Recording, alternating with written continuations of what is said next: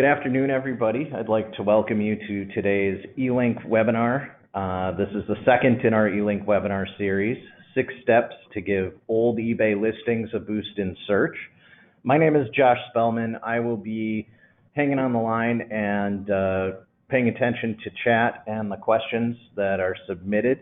You may have noticed as you entered the call that your lines were put on mute. This is to allow everybody to hear today's presentation without any background noise issues. So before we get started, I just wanted to take care of one or two kind of housekeeping items.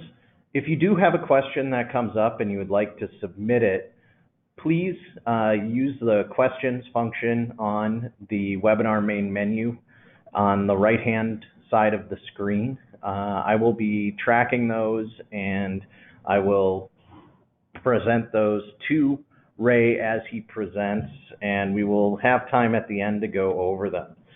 So without any more from me, I'd like to turn things over to Ray Butler.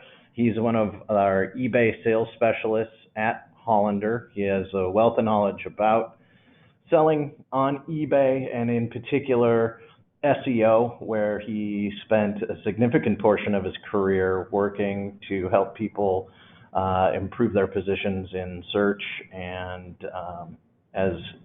search marketing. So Ray Butler, please take it away. Well, thank you, Josh, for that wonderful introduction. And thank you all again for taking the time to join us on today's webinar. Once again, the content that we'll be discussing today is 5 steps to refreshing stale listings using eLink for eBay. And without further ado, let's dive right into the content. What's the objective of today? Well, the objective today is to demonstrate how to implement the process of ending listings and relisting as new on eLink. We're going to talk about why we recommend it, some optimization tips, and also some of the benefits into listing your inventory as new and the benefits that we'll have in terms of visibility for your listings within search results. So before we get into that, let's talk a little bit about what stale and stagnant listings are. What are stale and stagnant listings? Well, stale listing is defined by eBay is any listing that is older than 60 days old. A stagnant listing is the next step up. It's any listing that is older than 90 days old. Well, you're probably wondering, well, why does that matter?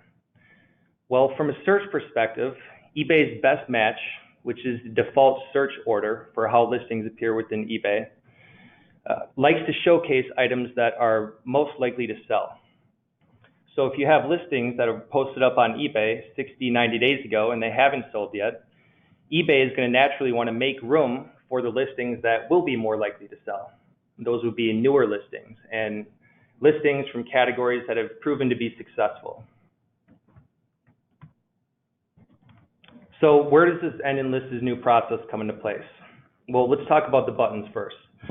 The list as new button, as I'm sure most of you are aware that have been using eLink for some time, is a button found within eLink that when activated is used to push unlisted inventory up to eBay. It can be used as an alternative to the list button, which can also be used to publish inventory on eBay. So we have the list as new button and the list button. What's the difference between the two? Well, right now, when you end an item and relist as new using the list as new button, it removes the old eBay ID and relists it under a new ID. On the contrary, listing an item does just the opposite. It relists the item using the same eBay ID. So I guess when we talk about what's the difference, it really comes from when applied to previously listed items. The benefit into relisting using the same eBay ID, for example, would be for a multi-quantity listing, something that has a sales history associated with it. With the sales history, you get reviews and other benefits that eBay likes to give preference to in terms of rankings. Now, as we all know, for our industry and for the products that we sell, most of it is one-of-a-kind used items. And that's really where the benefits of this list as new button come into place. Relisting an item as new helps refresh your position in search results and gives it a chance to be seen by more buyers. So we have an example here of kind of the impact that listing is new has in terms of visibility in search. And the metric that we use to measure visibility is called impressions. Now, for those of you that don't know, you can find this performance metric within your Seller Hub dashboard under the Performance tab. And impressions, again, is the measure of visibility. Now, in the example that we have here, real quick, for those of you that don't know, impressions, every time your listing comes up within search results, it counts for 1 impression. If the buyer were to refresh the listing, say using a filter setting, and the search results refresh, that's counted as another impression. So again, a measure of visibility. In this example that you're looking at here, we have one of our sellers who relisted around 12,000 items here on January 26th. January 26th, 12,103 items were listed as new. And we measured the impact over the course of the next 2 weeks. What we found is that over the 2 weeks, we saw a 66% increase in terms of visibility for his listings on eBay. So I think that's a nice testament to kind of the impact that listing is new has on at least the visibility of your listings within eBay. Okay, so let's get to it. 5 steps to refreshing your stale listings using eLink for eBay.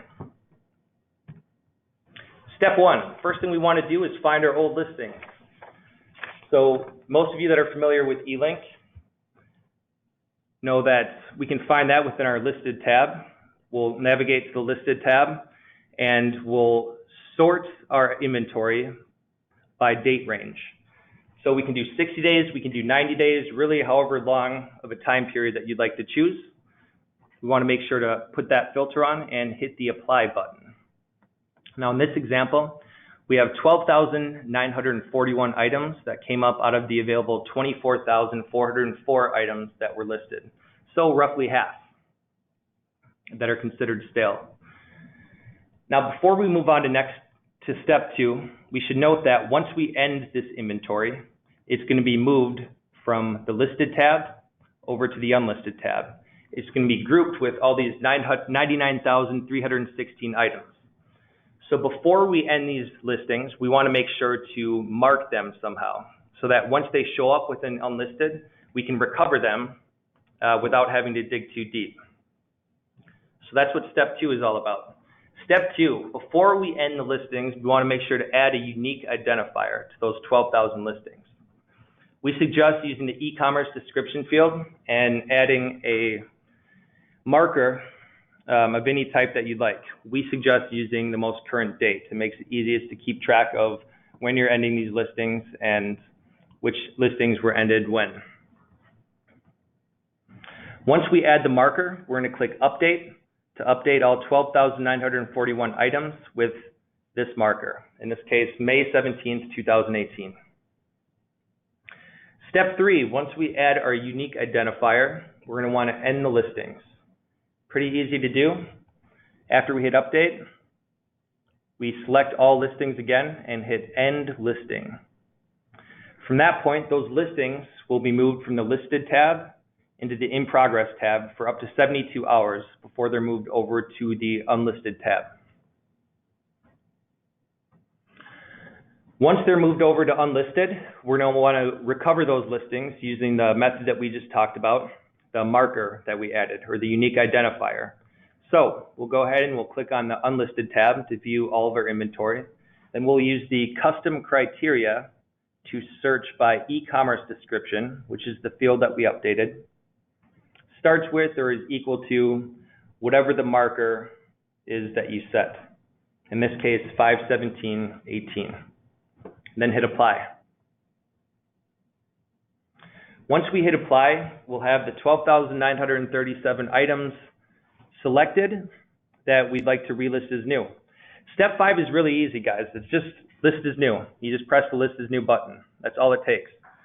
Before we do that, what we always recommend is to take a good hard look at your inventory and ask yourself, why might this not be selling? If it didn't sell the first time, why would it sell the second time once it's relisted? Just because you're getting it in front of more eyes and giving it more placement doesn't necessarily mean it's going to sell. So before you go through with step 5 and relist the inventory, we suggest taking a look at these 4 key factors that help make up the foundation of a great listing. And those are keywords.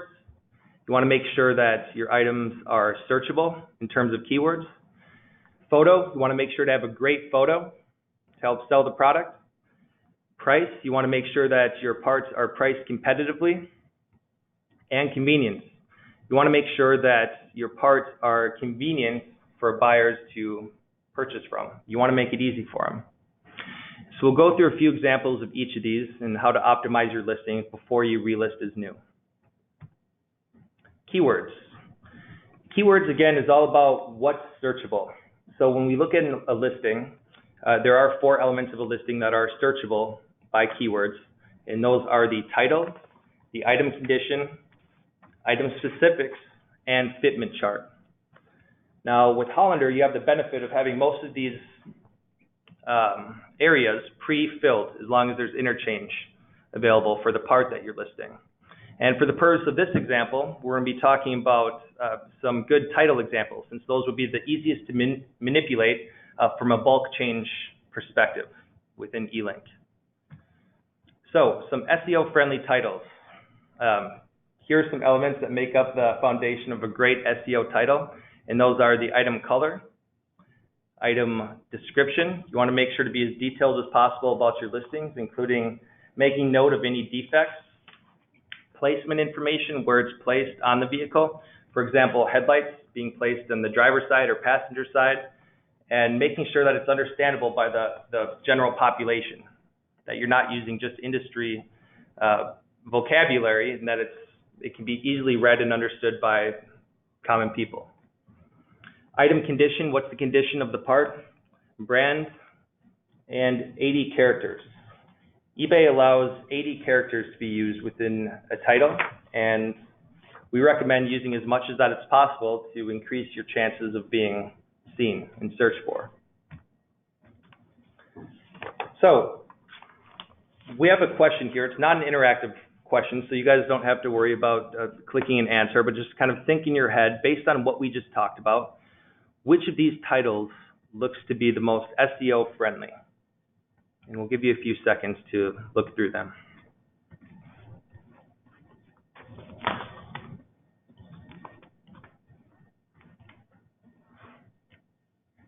Are we ready yet? Okay, so all the titles are somewhat decent. Now, what I chose for this example was E, front driver's side door assembly, chrome, no mirror, fits 08 to 14 Lexus. I'll go through some of the reasons here why. First reason, first and foremost, it includes placement and describes exactly what the buyer would type into search. In this case, front driver side door is the first thing that they would type in. Followed by the item color. They're very specific because they want it to match their other doors. Unique information about the item. In this case, this is the front driver's side door. That includes a mirror. And last, we have hyphenated years. In this case, the part has interchange for it. And so all of these in-between years found in between the hyphens are searchable by keywords. And so because of that, we used hyphenated years so that we could fit more into the title. So we have the year ranges followed by the make and model. So moving on to the next example, photos. You want to make sure to have great photos that help capture the attention of buyers that are searching through this massive list of search results on the page. So some tips for taking great photos that sell. Single part photos are key. And one of the most difficult things that our sellers face is taking part level photos and incorporating that into their inventory process.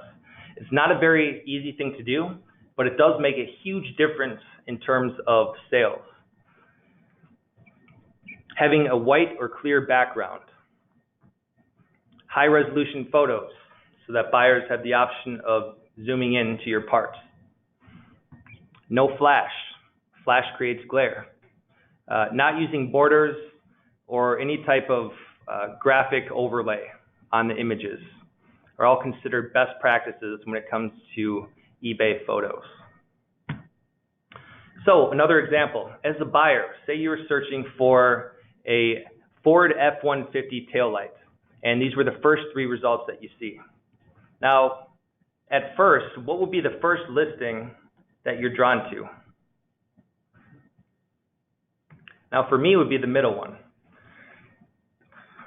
As humans, we're conditioned to read books and read computer screens from left to right. Naturally, that's how we read monitors.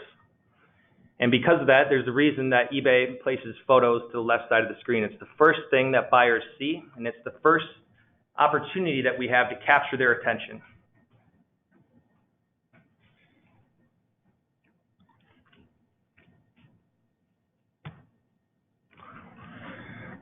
Okay, moving on to the third example, price. You want to make sure to enable best offer whenever you can. Well, it depends on the inventory too, but we've found that sellers that do enable best offer have seen a lot of success, partly because it helps open that window of communication with buyers and gets them that much more closer to closing a deal. Enabling best offer, making sure that your prices are competitive with other people out on eBay and across the internet. Making sure that they're competitive in that regard. If your parts are priced too high, we recommend considering reducing the price, or even better, running a sale event and markdown. It's a great way to help make your listing stand out from the other listings and search results, and leads to more conversions. Promoted listings. This is a great topic of conversation that one of our other eBay sales specialists, Jordan Schwer, talked about in a webinar last week. If you'd like to see a copy of that webinar, of the recording, Josh will be following up with information on how to get to those webinars. But promoted listings are another great way to help your listings stand out from competition, especially for those more in-demand, high-volume products that are flooding the market. It's a great way to make those listings stand out. So again, if you want to learn more about setting up a campaign, you can refer to the webinar from last week, or feel free to set up an account review with one of your eBay sales specialists.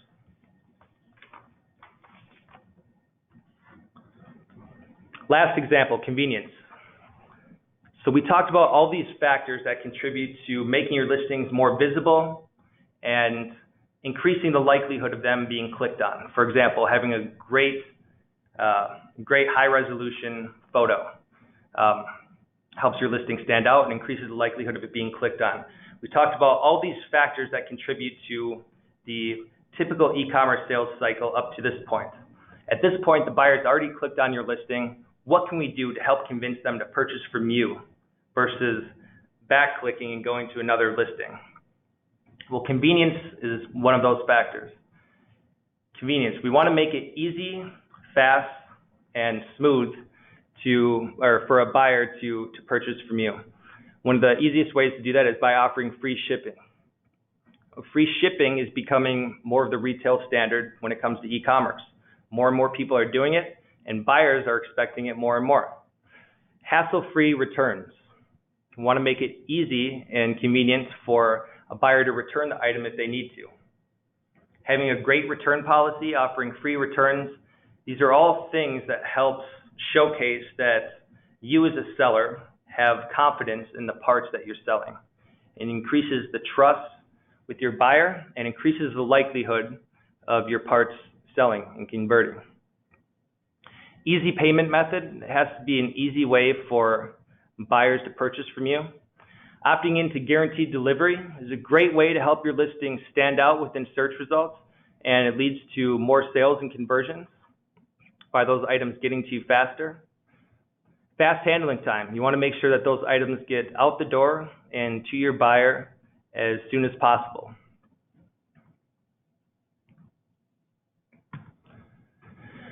Okay, that about wraps it up for the content portion of the webinar. We talked about the 5 steps to help relist your items as new using eLink for eBay, and some optimization tips. I think right now we're going to open the floor for our listeners to ask any questions they have related to today's content.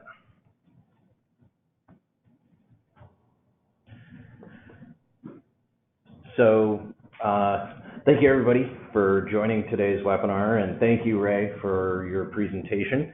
Right now, it looks like we have one question. The question is, how do I use the filters to find my listings over a certain time period, and can I do that by part type? Ooh, that's an excellent question. And we're going to go back to, going back the presentation. One of the first things that we wanted to do is find our listings by going to the listing tab and then using the define a date range here. Now this is where we can control how far back that inventory goes. So by date listed, we want to show anything older than 60 or 90 days. This is where we define that time period here.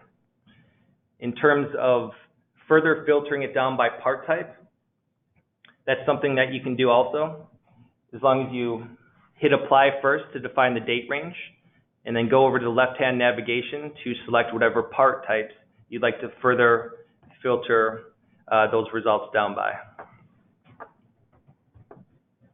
Yep.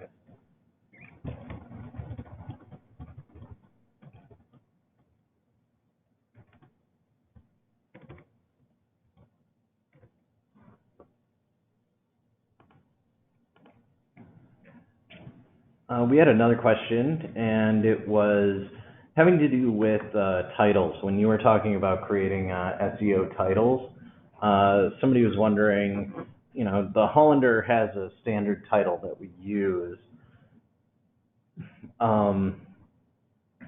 Is it possible to change that standard title, and should we do that? Absolutely. Another great question. So Hollander, as I'm sure most of you know, does create their own titles, and we do so using our own algorithm.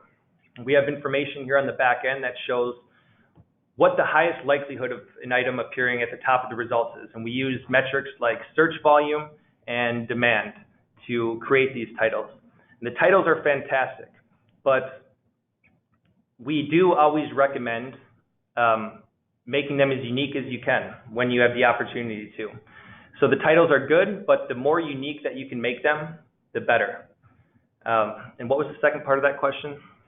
Well, it kind of makes some people nervous when they start changing their titles, particularly if they're trying to do it in bulk. And if you make a mistake in your titles, is there a way to go back and fix that? Absolutely. And so in Hollander, within eLink, there is an option to reset to Hollander standard titles.